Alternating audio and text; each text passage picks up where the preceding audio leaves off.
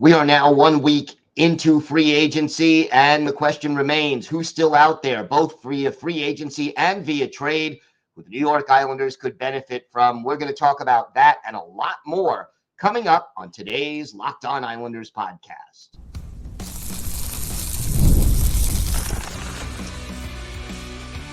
Your Locked On Islanders, your daily podcast on the New York Islanders. Part of the Locked On Podcast Network, your team every day. Welcome, everybody, to the Tuesday edition of the Locked On Islanders podcast, part of the Locked On Podcast Network, your team every day. I want to thank everyone who makes Locked On Islanders your first listen every day. Don't forget to subscribe on YouTube or wherever you get your podcasts so you never miss an episode. Today's episode is brought to you by FanDuel. Make every moment more. As the playoffs wind down, the sports stop sporting like we want them to, but this summer, FanDuel is hooking up all customers with a boost or a bonus daily. That's right. There's something for everyone every day, all summer long. Visit FanDuel.com to get started.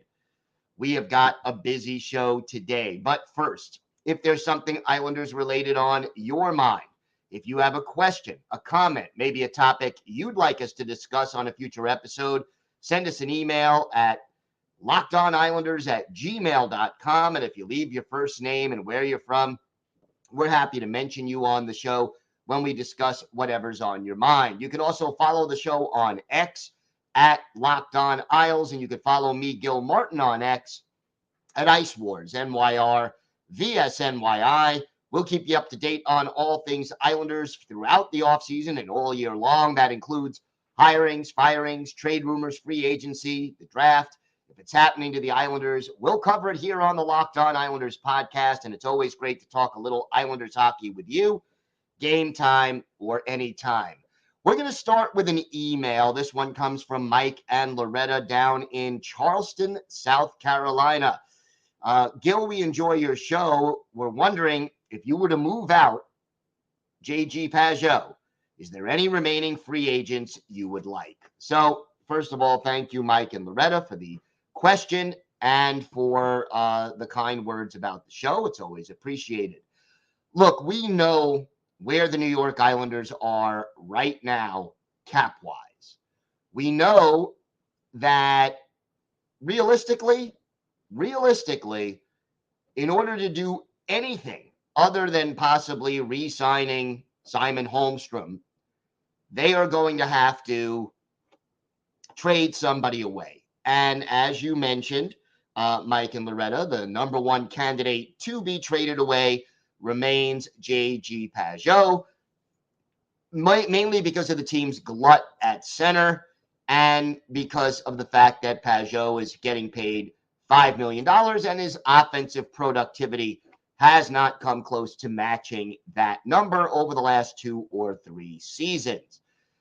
There are still some free agents out there, but I'm not going to say that they are guys who are going to blow you away, okay? Concentrating more on the forward list. Max Pacioretty is still out there. Not sure the Islanders would go there. James Van Riemsdyk, Blake Wheeler, Kyler Yamamoto, Alexander Barabanov. There are still some guys, Mike Hoffman, Tyler Johnson, who are out there who could add a little juice. But again, I am not thinking that these guys are going to move the needle significantly.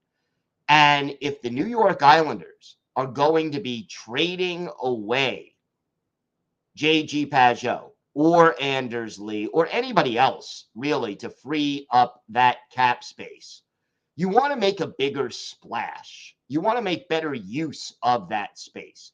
Now, the rumors remain around trade possibilities for Mitch Marner. I can't see the Islanders being able to afford Marner. You're still looking at, almost an $11 million cap hit, and he has a full no movement clause. I can't see the Islanders would have to unload realistically both Anders Lee and J.G. Pageau, or J.G. Pageau and either Adam Pelech or Ryan Pollock. It's just too much to expect. Another guy who is allegedly available via trade, but I don't think he necessarily fits into the Islanders' MO is Trevor Zegras. Now, Zegras has an annual cap hit of $5.8 million. He has 2 years left on his contract. Guess what? So does JG Pageau, and JG Pageau's cap hit is $5 million. That would mean the Islanders would have about $100,000 left in cap space if they get Zegras. What is the advantage of Zegras at this point? He's very, very talented offensively. He certainly can skate. You know, if you're looking to make the Islanders younger, faster, and more skilled, that's one way you want to do it. Adding a guy like Zegras. Now, rumors are out there that the Rangers and Flyers are interested, but right now, the Anaheim Ducks are asking for a big, big return, and it is unlikely that the Islanders would be able to come up with a package for Zegras. And again, because of Zegras' offensive ability, but lack of defensive ability, I'm not sure either Lou Lamoriello or Patrick Waugh would splurge for Zegras. I would love to see him in an Islanders uniform, but again, I don't think it's likely. Patrick Laine, still rumored to be out there via trade, as is Ruder McGroarty, who, you know, we've spoken about on a past show a week or two ago, Everydayers. You know that. And if you haven't seen it, go back and take a look at that episode or listen to that episode. And look, he's 20 years old. He's at the University of Michigan. He was ranked as the Winnipeg Jets' top prospect. To me, I really think that he would be a great addition to the Islanders, even if he doesn't play in the NHL right away. Even if he spends another year in Ann Arbor at the University of Michigan, I just think he would be a fantastic pickup and somebody who could really help the New York Islanders, as could Nikolai Ehlers, another player we have discussed as far as the trade route is concerned. Look, here we are a little more than a week into the free agent period. I would be surprised if a major deal is made. Now, look, Lou Lamoriello tends to keep his cards close to the vest, not typically a guy who is going to go out there and even hint at what he's likely to do. And he's been known to surprise us at times. I don't think anyone was expecting Bo Horvat when that deal went down. I don't think we were expecting the Alexander Romanov trade when that deal went down at the draft a couple of years ago. So you don't know with Lou. But my inclination or my thought at this point is that Lou Lamoriello is more likely to come back with this team more or less the way it is, and then perhaps make a move either at the trade deadline next year or during the offseason when the Islanders theoretically will have a lot more cap space. So we'll see. There are still some players out there via free agency and via trade who could help this team, but it would require Lou Lamoriello to be willing to make a deal and trade away one of his guys, and I'll put that in air quotes. Whether he'll do that or not remains to be seen. I think he's going to hang on to Pageau. I think he's going to hang on to Lee. I think this is more or less the team that we're going into training camp with. I think they will trade. I think they will trade Oliver Wahlstrom, whether it's part of a bigger deal like one that would get McGroarty or Ehlers. Hey, that would be a great thing if it could happen. But it's also very realistic to say that it'll be a minor deal. Maybe you get a bottom six forward. Maybe you get a good guy for Bridgeport, a prospect, or maybe you just get a draft pick. But whatever it's going to be, I think there'll be a Wallstrom trade. I think we may see another minor deal. But as far as free agency is concerned, I'm not ruling it out. But knowing Lou, probably not at the top of his list of likely occurrences as of right now.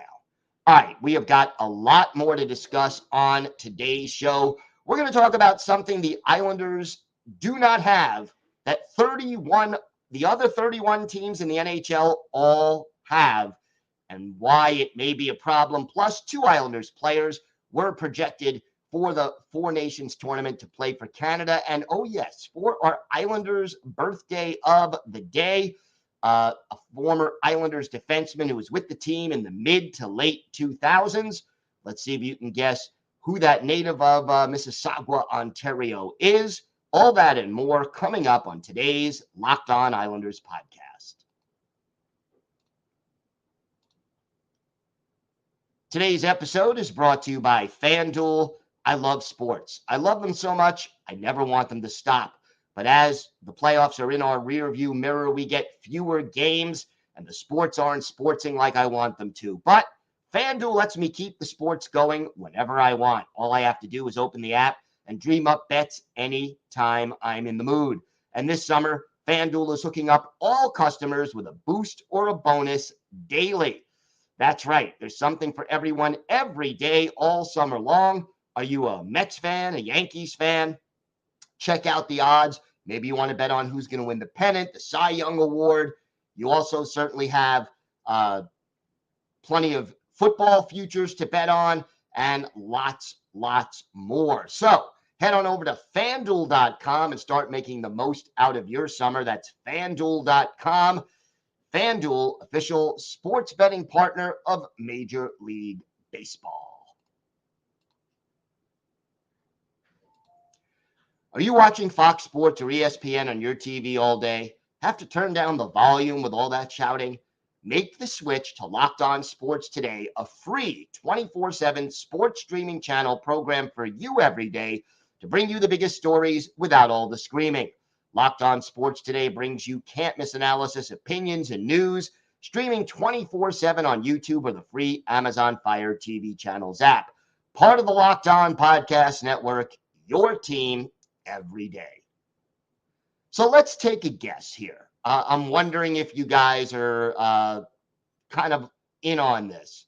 What is the one thing that the other 31 teams in the National Hockey League all do that the New York Islanders used to do but don't do anymore? Give up? Well, the Islanders right now are the only team in the National Hockey League not to have a rookie or prospects camp. That's right. Every other team in the league has that camp. Usually they're right after the draft. I know a lot of teams, if you watched me on the Monday show of Locked On NHL the last couple of weeks, a lot of teams have had some of their great players, big top draft picks, start with their rookie camps. Islanders no longer do it. Used to do it again in July or August. Now they are the only team in the league not doing a rookie camp this summer. The rookies may come in a couple of days early before training camp, but not going to do it. And it wouldn't bother me so much, okay? In fact, it wouldn't bother me at all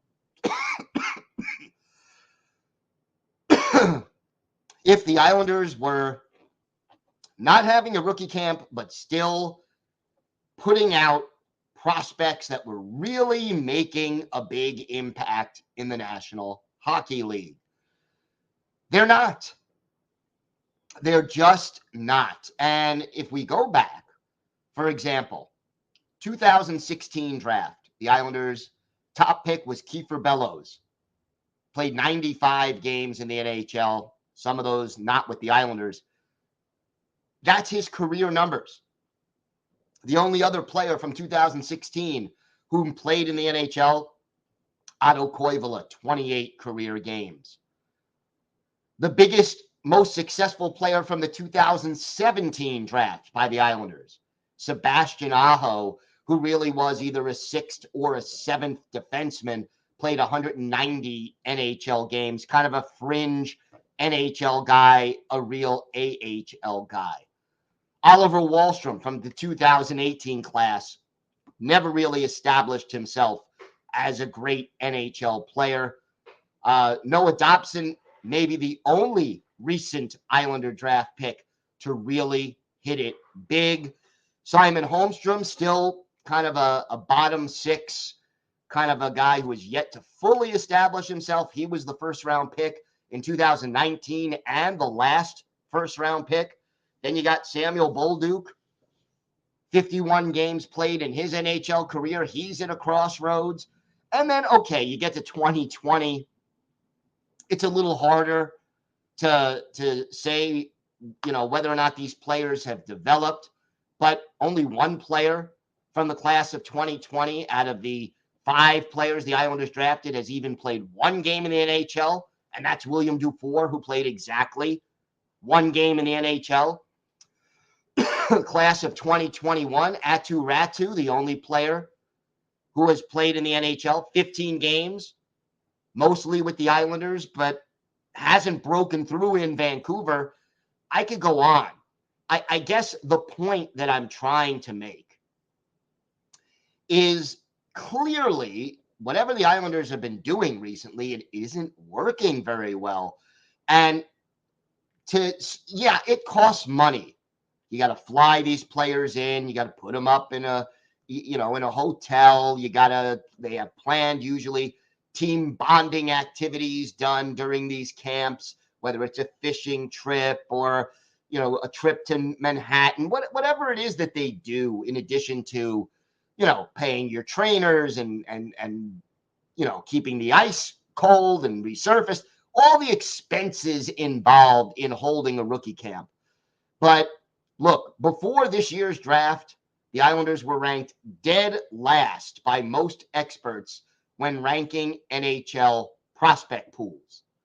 And, since this year's draft, they've gone up a few spots. Maybe they're in the mid to high, mid 20s, 25, 26. It's nice progress. Cole Yzerman, obviously a nice addition. But bottom line, if you're talking about draft and develop, the Islanders are not doing the best job of it.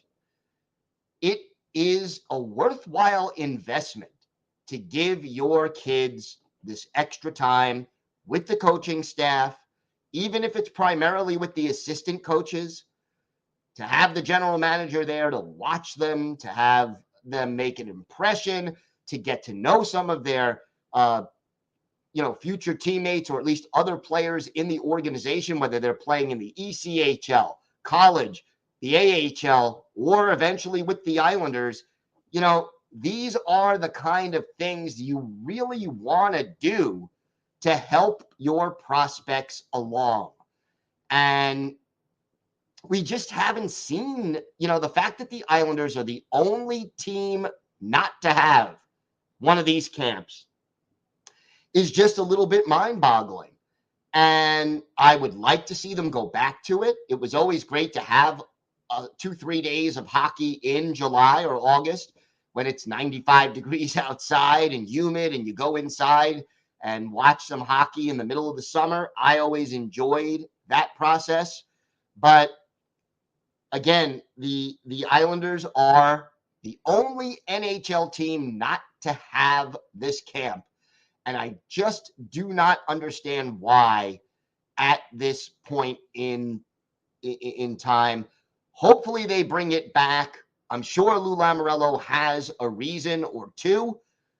I am not aware of that alleged reason, but in the future, I am hoping that the Islanders will bring back that development camp and let these kids have a little extra time on the ice over the summer and just help build this prospect pool up. All right. we have got more to get to on today's show. There were some projections for Team Canada in the Four Nations tournament, which is going to be held in February instead of the All-Star game. 2 Islanders making the cut on NHL.com. We'll talk about that. And then also we'll have our Islanders birthday of the day and a lot more still to come on this episode of the Locked On Islanders podcast.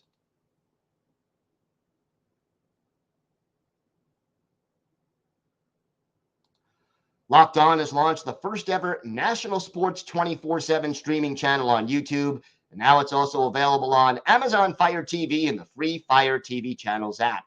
Locked On Sports Today is here for you 24/7, covering the top sports stories of the day with the local experts of Locked On, plus our national shows covering every league. Find Locked On Sports Today, now available on the free Fire TV channels app. So the experts at NHL.com tried to project the rest of the rosters for the Four Nations competing in this tournament over instead of the All-Star game this year. And no Islanders made the projection of Team USA. Sweden and Finland, not expecting any Islanders. If there was a Russian team, I would expect that Ilya Sorokin would be, Alexander Romanov. Both of them would probably be reasonable candidates to be on the team. But, there is no Team Russia, so that's academic. But there are 2 Islanders who made the cut. Now they're doing 13 forwards, 7 defensemen, and 3 goalies. And they already named the first 6 players to each of these 4 teams. No Islanders named on any of those rosters.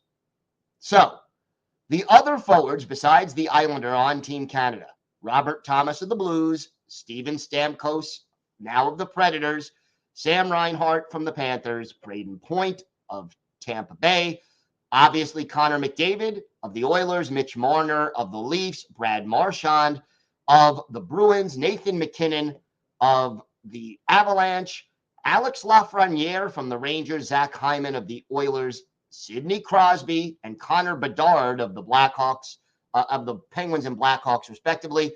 And then from the Islanders, Matthew Barzal expected or projected to make the cut. And then on defense, they already named Cale Makar. He is in. The other 5 players who have already officially been named, Crosby, McKinnon, Marchand, McDavid, and Point. But anyway, of the defensemen, they've already named Cale Makar. You have Devon Taves, the former Islander, now with the Avalanche, Owen Power of Buffalo, Josh Morrissey of Winnipeg, Drew Doughty of the LA Kings, Evan Bouchard of the Edmonton Oilers, and then, yeah, you guessed it, Noah Dobson of the New York Islanders. Now, is Dobson's spot secure? Maybe not. I mean, yes, he had that big breakthrough year last season, 70 points. If we get to January when, or early February when the teams have to be finalized and Dobson has regressed or is struggling on the ice, I do not expect that he would be named to the team. But I also don't expect that to be a major issue, even if he regresses from a 70-point season last year to, let's say, a 60-point season this year. He would still probably make the cut. Now, look, somebody could surprise a lot of people, make a big jump on the ice and do, blow everybody away. But realistically, I think Noah Dobson has a good shot at being on Team Canada along with Matthew Barzal. And no, by the way, Bo Horvat not on this team. Now, again, a lot can happen between now and when these teams are finalized. Injuries, players exceed expectations, players have a bad season, but these are the projections by the staff at NHL.com, and at least it's nice to see 2 New York Islanders players on the potential roster. So fingers crossed that we have some representation somewhere along the line in this tournament. It always adds a little juice and a little spice to things. So let's see how this plays out once the tournament takes place in February. Time now for our Islanders birthday of the day. And today is the big 4-0, the 40th birthday of former Islanders defenseman Chris Campoli. Again, a native of Mississauga, Ontario, 6 feet, 196 pounds. Drafted in 2004 by the Islanders in the 7th round, and yet he still made good. Joined the Islanders in 05-06, played in 80 games that year and had a career high 34 points, 9 goals, 25 assists. Stayed with the Islanders till midway through the 08-09 season, was then dealt to Ottawa, later played for Chicago and Montreal before finishing his career in Switzerland and Sweden. Hung up his skates professionally anyway after the 2015-2016 season. Last year in the NHL was 2011-2012. Campoli, 440 career games in the NHL, 35 goals, 146 points, 200 penalty minutes. Add 18 playoff games. He had a goal, 5 points, and 8 penalty minutes. The goal was with the Islanders. 5 of those 18 games in the playoffs were with the Islanders. We go back and look at one of Chris Campoli's better games with the Isles. How about November 3rd, 2008, Islanders hosting the Blue Jackets at the Nassau Veterans Memorial Coliseum. Frederick Narina is the goalie for Columbus. Joey McDonald, the netminder for the Islanders. And in this game, our Islanders birthday of the day, Chris Campoli scores in the first period a shorthanded goal that puts the Islanders up 3-0. Trent Hunter and Mike Comrie with the assists late in the period. Islanders dominating. That was in the second period. Islanders dominating after 40 minutes and up 3-0. But in the third, the Blue Jackets score 3 times. RJ Umberger getting 2 of them. And the game goes to overtime. But in the extra period, our Islanders birthday of the day, Chris Campoli nets the game winner, sending the 10,184 fans at the old barn home happy. Mike Comrie gets the assist. Islanders beat the Blue Jackets by a score of 4-3 for Chris Campoli. 2 goals. He was a +2. He had a shorty. He had the game winner, and he had 4 shots on goal, which on this day led the team. Was on the ice for 26 minutes, 21 seconds. So a very busy day for Chris Campoli. He is our Islanders birthday of the day. I want to thank everyone again who makes Locked On Islanders your first listen every day. Everydayers, we're going to keep the news coming. Any news on Oliver Wahlstrom, any trades, any other moves made by the New York Islanders, we'll have it here first. Throughout the offseason, we will continue our look at analyzing the team's draft picks and going in depth on each of them and a lot more. So make sure you join us for that. Until then, have a great day, everybody. Stay safe. And of course, let's go Islanders.